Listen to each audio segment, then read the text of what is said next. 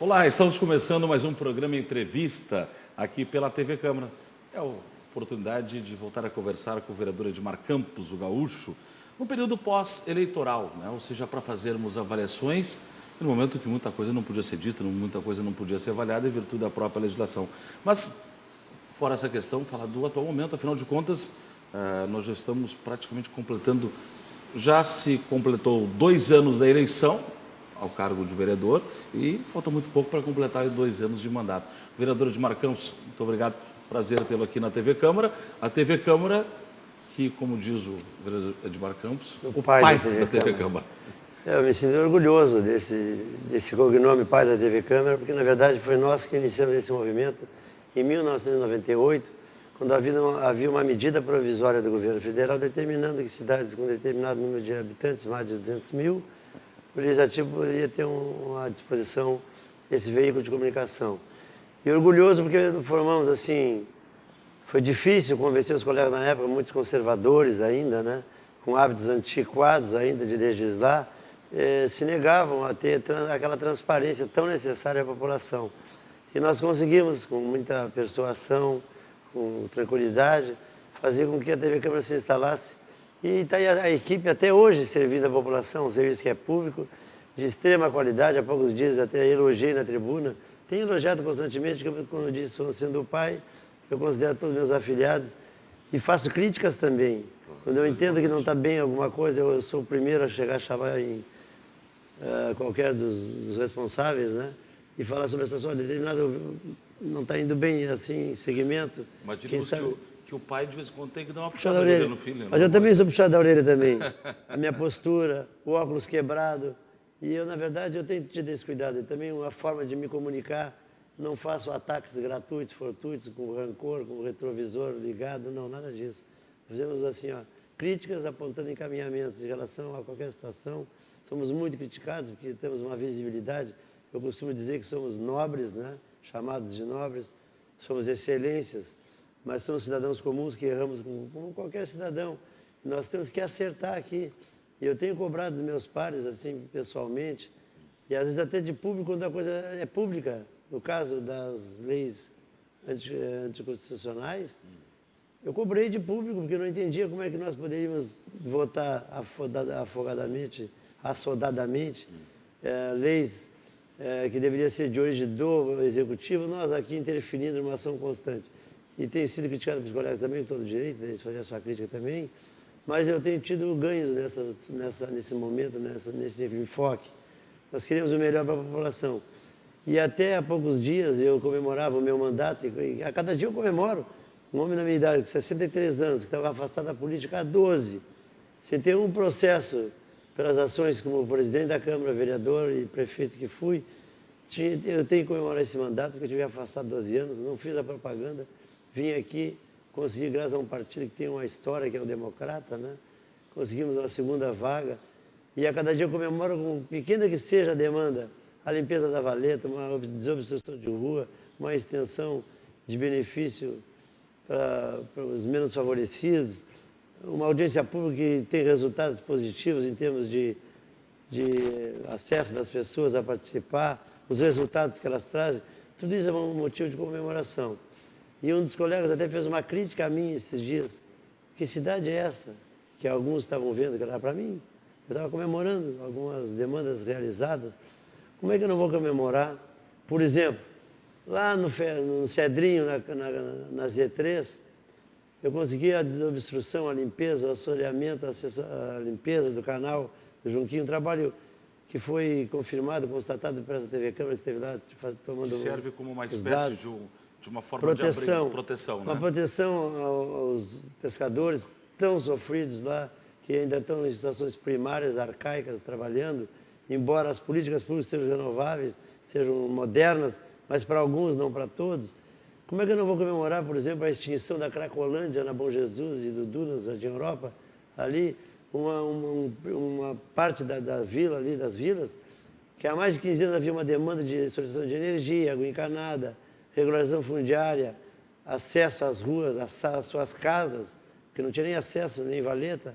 Nós conseguimos isso E estamos conseguindo aos pouquinhos. E eu recordo que, inclusive, nós estivemos juntos Também. lá numa rua do Vasco Pires, em que tinha uma série de problemas, né, em relação à fiação, ligação clandestina, que houve uma mediação junto à CE para que possibilitasse... Né, exatamente. Nesse caso foi exatamente na Cracolândia. Na Cracolândia. Mas na Vasco Pires também tem. Exato. E estamos caminhando para essa finalidade. Então eu tenho que comemorar. Porque assim, ó, eu estou vendo uma cidade que muitos não querem ver. Uma cidade que, com todas as dificuldades que nós temos tido, com uma herança do parque de máquinas, por exemplo, sucateado, sem caixa, excessivo número de precipitações pluviométricas, muita chuva, falando de forma simples, né? Que inviabilizou. Eu vários pedidos fiz no meu bairro, minha vila lá, minhas vilas que eu passo todos os dias, diariamente, onde eu mostrei as ruas em frente à minha casa. As pessoas ficam indignadas, como é que na casa de um vereador pode acontecer aquilo ali. Mas o vereador não executa, ele pede. E eu, sinceramente, eu chego a comemorar quando outros lugares são contemplados, e o meu não foi ainda, mas eu tenho a paciência de esperar. Como eu disse, 63 anos, lutando por uma cidade melhor, eu sempre digo, o prefeito disse que uma cidade cara nova, eu digo o nosso lema da minha campanha, que foi uma cidade melhor para todos, uma cidade cada vez melhor. E assim tem sido. No meu entendimento, com todas as dificuldades, penso eu que o prefeito tem conduzido bem esse processo. Em caso das bairros e vilas foi problemático. Ficamos sem a usina de asfalto que é sucateada, ficamos sem o material, o caminhão explodiu, o caminhão que fazia a liga entre o pega do asfalto. E eu vinha protestando desde a Fernando Osório, lá da CPI, que estava havendo um problema da pega, de mistura, da ideal para cada local, cada situação. Mas o senhor acha que isso pode melhorar? Porque, na verdade, ainda tem... O senhor mesmo tem trazido na tribuna algumas insatisfações em relação à manutenção da cidade. Exato. O senhor acredita que isso possa melhorar, vereador? Com certeza. Eu tenho dito aqui, eu não sou vereador da base do governo, mas eu sou um dos que mais tem apoiado o governo. E não só eu, a Câmara tem apoiado. A Câmara em si, temos casos isolados, casos pontuais, que a Câmara fica de frente, bate de frente, insiste, briga e tenta inviabilizar. Mas cada um tem a sua posição, mas na maioria das leis e projetos que vêm para esta casa aqui, e solicitações do Executivo, têm sido contempladas, inclusive em relação até o IPTU, mas eu quero falar mesmo sobre a avaliação da eleição. Esse é um assunto importante, por isso que eu estou aqui hoje, e eu quero dizer que... Nós vamos entrar nessa questão para que a gente possa avaliar o resultado. Não, fica à vontade, já. Do Estado, da presença, mas porque nós tivemos um momento, a gente pode voltar depois, nós estamos, na verdade, um bate-papo, a gente pode falar à vontade, né? Mas nós tivemos um momento no Estado, né, que havia duas propostas que chegaram ao segundo turno. A manutenção do governador Tarso Genro e o candidato que saiu vencedor, que foi José Ivo Sartori. Primeiro, como é que o senhor vê esta eleição do José Ivo Sartori e até que ponto, porque muito se diz assim, que as coisas são atreladas e que pode ter complicações, porque lá no governo federal a presidente Dilma Rousseff foi reeleita, aqui o José Ivo Sartori, mas o José Ivo Sartori é do mesmo partido do vice-presidente da República. Deixa eu ver essa questão. O que pode acontecer, na sua opinião, nos próximos 2 anos? É bem distinta a situação de ambos. Eu cheguei para votar na minha sessão e alguém disse assim, vai votar no gringo. Porque eu cheguei com o voto do hoje eleito governador Ivo Sartori e eu disse, quais dos gringos tu pensa? Claro, estava explícito, né? Porque os dois são gringos. Os dois são, um é da Serra, outro da região do Noroeste, mas são gringos. Né? Um é de Santa Maria e o outro de Caxias do Sul. Isto. Mas a diferença que eu vi ali naquele caso é que o Estado do Rio Grande do Sul tem uma prática, uma tradição de não reeleger, nunca reelegeu ninguém. E o Tarso, com todo o respeito, mas eu chamo de farso, porque todas as promessas que ele fez, ele não cumpriu.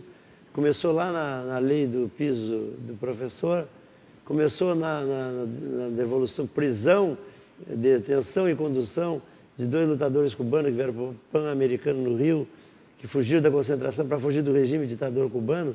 E o Tarso, que já tinha um convívio muito grande com Cuba, devolveu os lutadores e abrigou o César Batista, um criminoso, com vários assassinatos nas costas, que estava aqui como fugitivo, mas vivia nababescamente, dono de um proprietário riquíssimo em Copacabana, e foi protegido pelo Tarso, na função, na época, de ministro da Justiça. Então, por isso eu chamo de farso.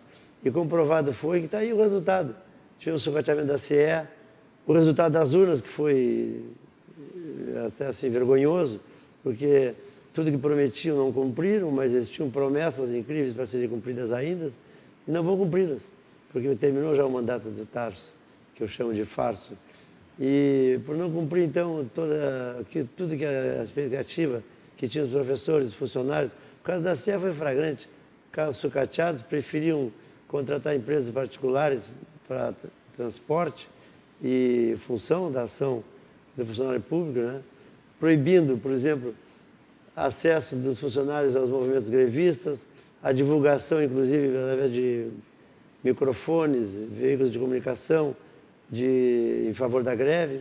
Então foi, na verdade, uma forma ditatorial de governar o Estado. Entendo eu que o Estado ganhou com a renovação. Eu já fui há muitos anos, em 98, quando eu fui presidente aqui da Câmara, eu fui após o Sartori, e lá conheci o Sartori. Ele substituía João Luiz Vargas, que então presidente do Legislativo, da Assembleia Legislativa. Tive o prazer de conhecê-lo e ver aquele homem simples, comum, e assim foi a campanha dele, humilde, não se comprometeu com ninguém, na base, apesar da base de apoio grande que tinha, não houve compromisso de campanha com nenhum partido. O meu Partido Democrata mesmo, que o apoiou no segundo turno, não teve nenhuma perspectiva de cargos, porque a nossa função era eleger alguém que de fato nos representasse. Nós pensamos assim, a nossa avaliação é esta. Então é por esse caminho que nós pensamos. Como é que o senhor vê essa questão? Porque muito se fala, olha, os partidos, os governantes hoje têm que fazer uma aliança em virtude do atual modelo político que o país possui. E aí os eleitos muitas vezes têm que depois fazer, isso não é no governo do Estado, acontece no municipal, no próprio federal, tem que fazer uma conversação com os partidos para que haja governabilidade. Como é que o senhor vê essa questão? Na verdade, eu vejo nós todos com nariz de palhaço. Porque sempre foi assim, toda a história republicana foi assim. Os governos se elegiam e repartiam depois os cargos, as secretarias estatais, mas era tudo assim por baixo do pano. Quando o governo Lula assumiu o poder com aquela enorme governabilidade, para precisar tê-la, além das alianças com os partidos, ele teve que escancarar. A televisão mostrava diariamente, olha, fulano vai para lá porque o ciclano vem para cá. O Lobão era um deles. O Lobão, o filho dele respondia a processos, né? E ele foi lá para Minas Energias e o filho foi para senador. E assim foi com o Gin Argelo em Brasília e muitos outros casos, o Renan e outros. Então, na verdade, eles escancarada a negociação política, que é uma vergonha, que não nos representa, esse tipo de ação não nos representa. Mas, infelizmente, na prática é assim. Em relação às empreiteiras também hoje, as empreiteiras trabalham todas com rebite, que eles chamam, né? Quer dizer, sempre tem um acerto financeiro no início das obras, no meio e no fim. Obras que deveriam ter um preço normal, saem caríssimas e nem sempre com o resultado esperado. Então eu vejo assim como vergonhosas essas negociações políticas. Inclusive aqui ontem foi colocado que determinado projeto só passaria se houvesse repasse de cargos e benesse para alguns partidos.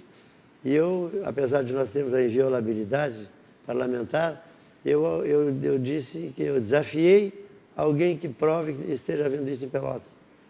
Tem que provar. Se falou na tribuna, mesmo com a inviolabilidade, tem a responsabilidade de dizer quem são. Porque eu, vereador Edmar Campos do Gaúcho, não tenho cargo no Executivo, não peço cargos, e nem meu partido tem cargo no Executivo. Meu partido também não tem.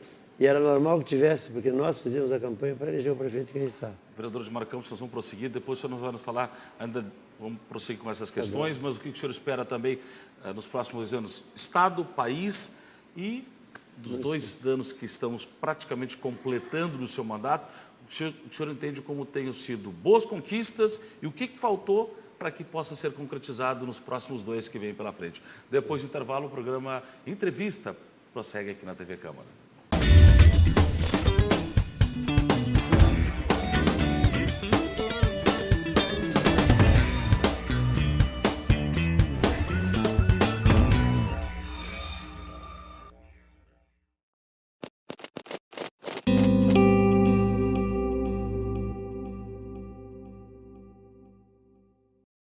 Eu sou Maria Clara de Souza, sou Fábio Silva Lima, sou Orlando Barreto Pereira, sou Ana Nascimento, eu sou José Antônio Costa, sou Maria de Jesus do Firmamento, eu sou Tiago, eu sou Gilvana, eu sou Lourenço, sou da família Brasil e tenho orgulho de ser brasileiro. Ajude a família Brasil a crescer. Para fazer o registro de nascimento, basta ir ao cartório mais próximo ou se informar na prefeitura sobre serviços itinerantes e mutirões. O registro é grátis. Podem se matricular e os meus documentos eu vou tirar. Com nome e sobrenome eu garanto os meus direitos. Eu tenho direito de ter os meus documentos. Eu tenho direito de trabalhar com carteira assinada. Eu tenho orgulho do meu nome. Com o registro de nascimento, é possível tirar RG, CPF e carteira de trabalho. Venha! O registro de nascimento é um direito que dá direitos.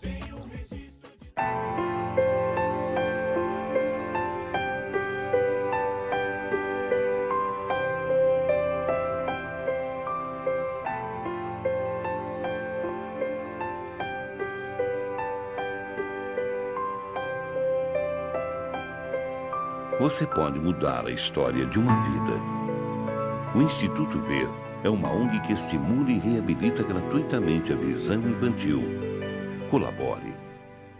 A cultura brasileira é feita por quem está no palco e por quem está nos bastidores, por quem brilha em frente às câmeras e por quem trabalha atrás delas. É feita por quem sonha alto e por quem voa alto, por quem pinta telas e também por quem pinta faces. É feita da energia de quem dança e de quem faz da parceria movimento, por quem constrói mundos e por quem transforma o seu mundo em arte. É feita por milhões de trabalhadores da cultura que podem e devem planejar o futuro e fazer do descanso dias especiais.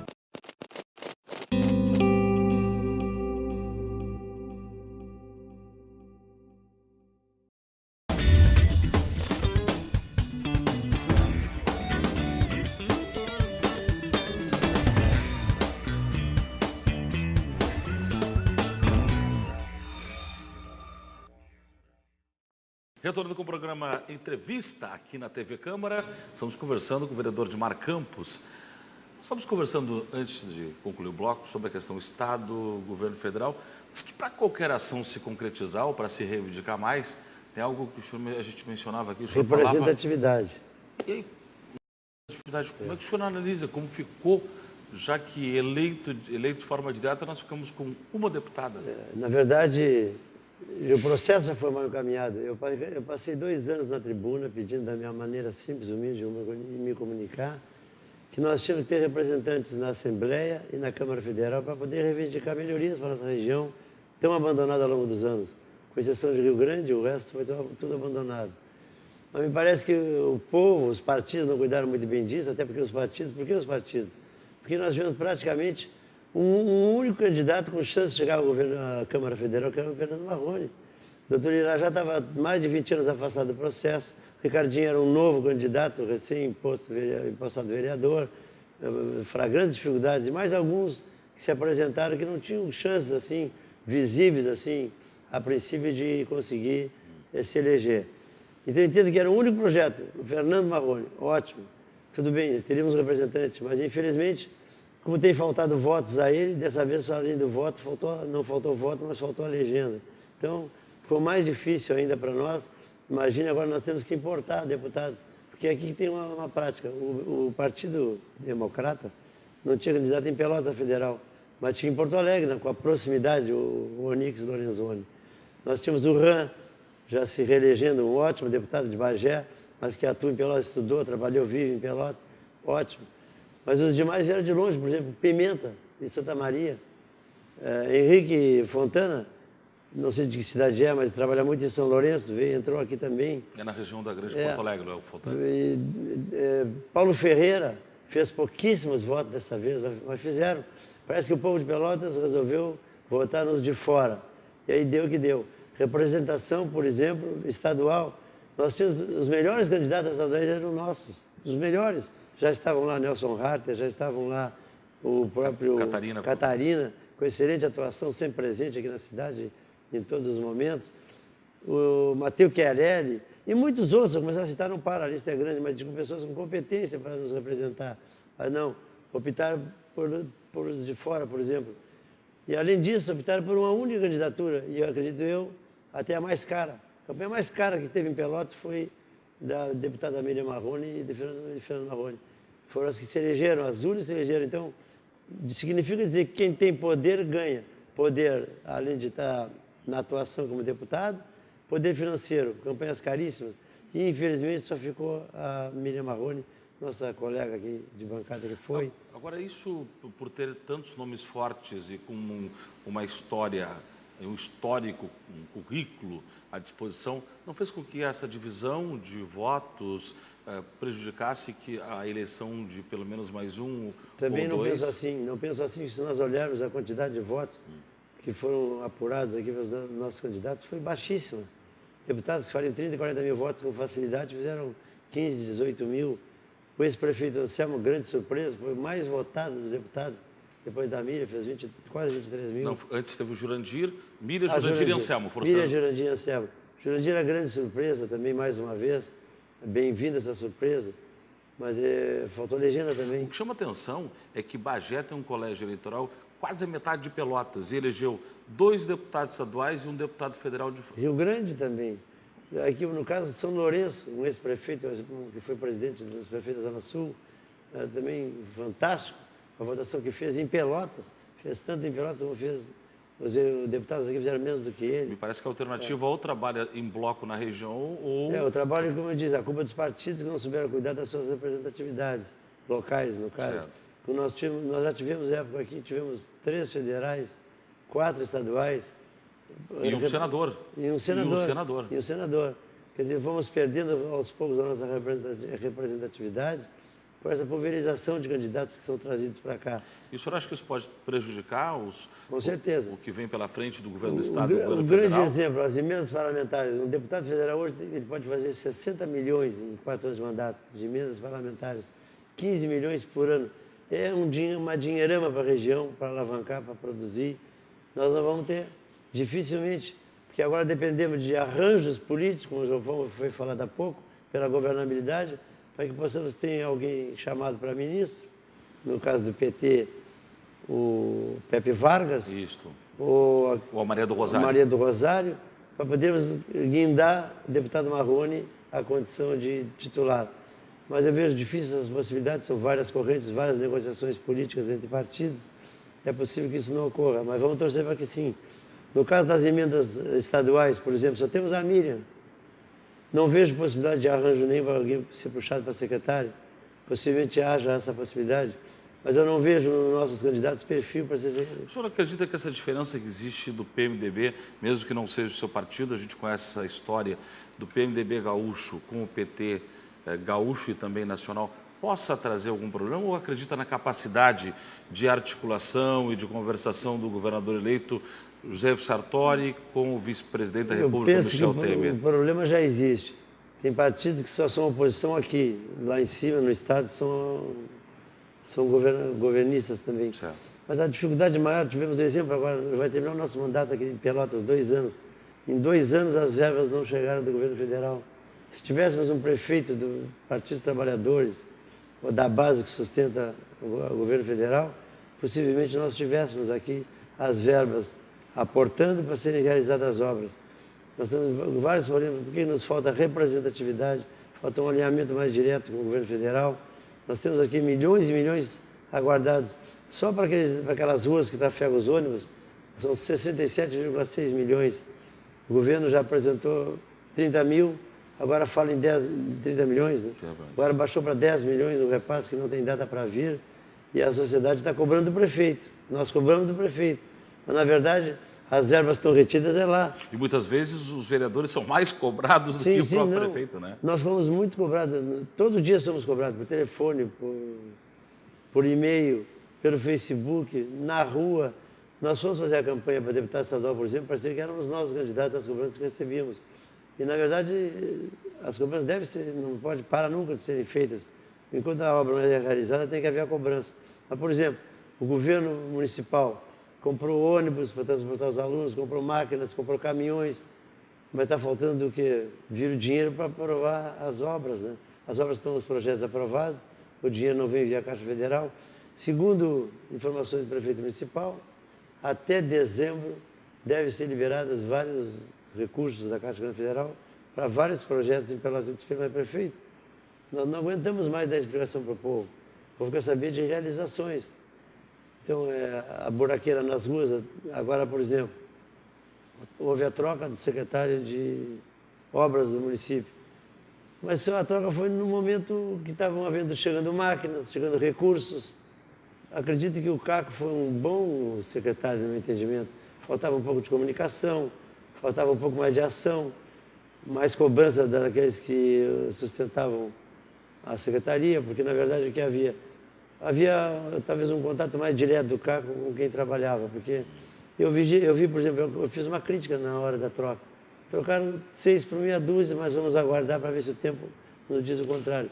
E o tempo está nos dizendo o contrário. Vereador, que nota o senhor daria para os 3 governos? Primeiro, para o governo municipal, esses 2 anos, que nota o senhor daria? Quais dos governos? Federal, O municipal, estadual e federal. A sua avaliação. Para o municipal, primeiro. Para ser bem otimista, eu daria nota 6 para esse governo Nota atual. 6. Uma relação de 1 a 10. Tá. Por as razões que eu esclareci há pouco. Certo. Os recursos não chegam, as obras não são viabilizadas. Para o governo Tarso Genro, que nota o senhor daria? Sinceramente, daria 5. E para o governo da presidente Dilma Rousseff? 5. 5 também. No meu entendimento, Certo. uma forma simples de analisar. O que o senhor espera do que vem pela frente do governo federal? O senhor acha que essa questão de representatividade pode ser um prejuízo? O governo pode federal, melhorar? na verdade, eu não espero nada, porque eu nunca esperei nada do governo federal. Porque eu não votei no Lula, não votei na Dilma, e muito menos no Lula 2 vezes, nem na Dilma. Né? Então, na verdade, foi comprovadamente, eu falei aqui muitas vezes na tribuna, em apartes, esse governo federal foi um governo que ocupou o espaço, a administração, para saquear o erário. É uma quadrilha institucionalizada no seio da administração. Todos, o Partido dos Trabalhadores era assim, como um ícone da moralidade. Quando assumiu o poder, foi o que se viu, a busca da governabilidade, sustentar as promessas, enriqueceram. Quer dizer, não posso esperar mais nada, até porque a própria presidente, ela era uma guerrilheira urbana. Eles levaram muita gente à morte naquela suposta luta pela liberdade. Na verdade, levaram muita gente à morte, assaltavam bancos, assaltavam casas, roubavam cofres. Então, eles não vinham de uma origem que possa haver confiabilidade. A forma que chegaram ao poder, a própria eleição, agora a reeleição da Dilma, está provando aí. A Bolsa Família que elegeu, ameaçaram tirar a Bolsa Família, e se nós olharmos o mapa, os lugares com mais dificuldade de acesso às informações foram os que votaram neles, né? A não ser em Minas Gerais e naqueles estados fortes, onde eles predominavam com a sua políticas públicas. Na verdade, todas as políticas públicas foram criadas pelo Fernando Henrique. E eles aproveitaram ao máximo essas políticas para benefício político e eleitoral. 2 anos completados da sua eleição, o mandato ainda não. O mandato ainda tem 1 mês e pouco aí para chegar ao 2º ano de mandato. O que o senhor considera até este momento uma boa conquista, uma boa ação que o senhor possa relembrar para quem está nos acompanhando? Pela representatividade e a transparência que eu trato da coisa pública aqui, eu me sinto vitorioso. Porque eu não me reconheço como um político não caudatário, não quer dizer que outros tenham cauda, mas eu não tenho. Não tenho cargos no executivo e as conquistas que faço é de perseguição. O senhor diria que o senhor é aquele vereador com perfil de estar em contato com a comunidade, de estar ouvindo, Exato. De estar na zona da periferia? Eu não sou aquele vereador técnico, né? Não, eu sou aquele vereador prático, da praticidade, eu busco a resposta rápida. Por isso eu digo, eu persigo. Nós, vereadores, viramos despachantes. Nós temos que cuidar apenas da lei. E, além de cuidar da lei, nós cuidamos também da coisa pública, da administração, cobrança. Por exemplo, oficio aos secretários, aos superintendentes, telefono, vou pessoalmente, eu persigo as minhas demandas para que se realize. Vejo isso com muita dificuldade, eu estava dizendo há pouco. Tivemos quase 2 anos de esperança, de pedidos, pouquíssimas coisas foram realizadas. Mas a gente mesmo assim está feliz porque algumas foram realizadas.